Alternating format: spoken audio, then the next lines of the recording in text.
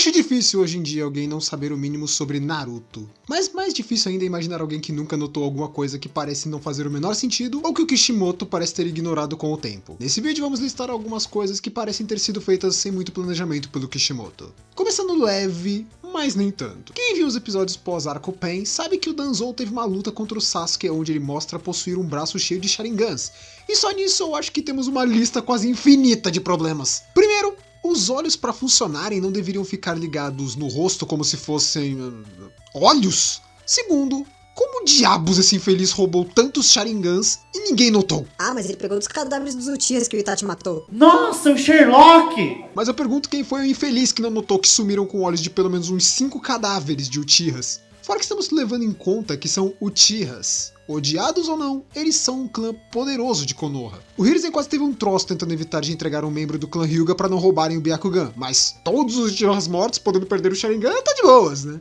Isso que eu não tô ignorando o fator Orochimaru. Aquele infeliz do Orochimaru não pensou nem por 2 segundos em roubar os olhos de um Uchiha que morreu? Ele precisava pegar do Itachi? Nem vem falar que ele queria por causa do corpo em si, porque a única coisa que poderia importar nesse caso seria o potencial do Itachi. Mas ele se contentava com o Sasuke. E fora que ele não sabia do Mangekyou Sharingan, pelo que tudo indica. Então que diferença faria pegar o Sasuke ou o Uchiha número 43, que o Itachi fez o favor de passar lambida? Eu poderia ficar mais meia hora só questionando essa porcaria de cena, ainda teria mais conteúdo. Então bora pra próxima antes que eu fique louco. Eu sei que lógica não é muito a praia do Kishimoto, mas como ele explica o Nagato ter o Rinnegan do Madara? Dá pra perceber bem que nesse anime tirar e colocar o olho é tipo trocar pilha do controle, só desencaixar uma, colocar outra e show. Mas como e onde o Madara encontrou o Nagato para ter conseguido colocar os olhos dele no moleque? Sabe o melhor disso tudo? Não tem explicação! Esse é o meu segredo, capitão. Não importa onde procure, não existe informação oficial sobre como o Nagato conseguiu o Rinnegan do Madara.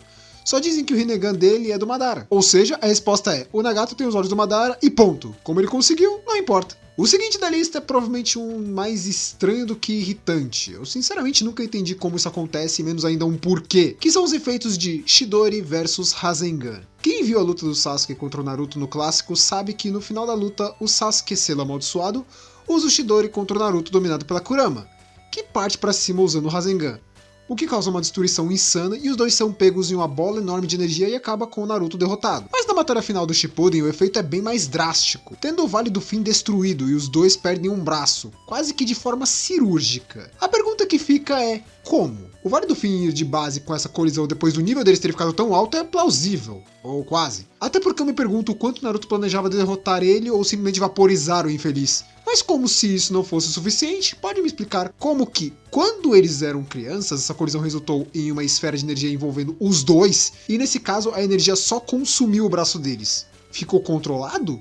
Tudo bem, mas que diabo de controlado foi esse que eles não morrem, mas duas estátuas gigantes vão pro inferno? E continuando com essa pegada de coisas sem explicação lógica, bora pra provavelmente a mais preocupante. Pois isso demonstra bem como Konoha anda com um problema grave de não ter aulas de história. Pois, como que ninguém sabia da existência da Kaguya? Eu sei que o importante era o Rikudou, mas dá pra notar uma falta de preocupação com a história quando ninguém sabia da existência da mãe do Rikudou, que por acaso foi tratada como uma divindade até ser corrompida e vista como um demônio que precisou ser selada na lua. Pior ainda quando lembramos que ela foi a origem para as Kekkei dos Hyuga e dos Uchiha. Ou ainda mais quando lembramos que pouco é mencionado sobre Ashura e Indra, mesmo sendo os descendentes do próprio Rikudou. A falta de preocupação com isso é tão grande que em The Last, o Raikage planeja destruir a lua e...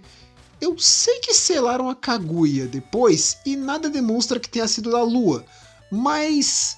como funciona isso? Se for a mesma lua, o Raikage seria o responsável por libertar a Kaguya de novo. E se não for o caso, onde diabos foi parar a Kaguya depois que foi selada? Tá parecendo que eu reencarnei como uma aranha. Eu sei que a tecnologia daquele mundo é confusa, mas pelo menos podiam se preocupar um pouco mais com o passado. Se bem que eu acho que essa falta de preocupação com a história explica como que em menos de 2 gerações tiveram 3 guerras mundiais ninja e depois uma quarta só porque sim. Por fim, temos o mais controverso e provavelmente o que mais vão querer reclamar comigo, que é o objetivo do Naruto não ser bem estipulado.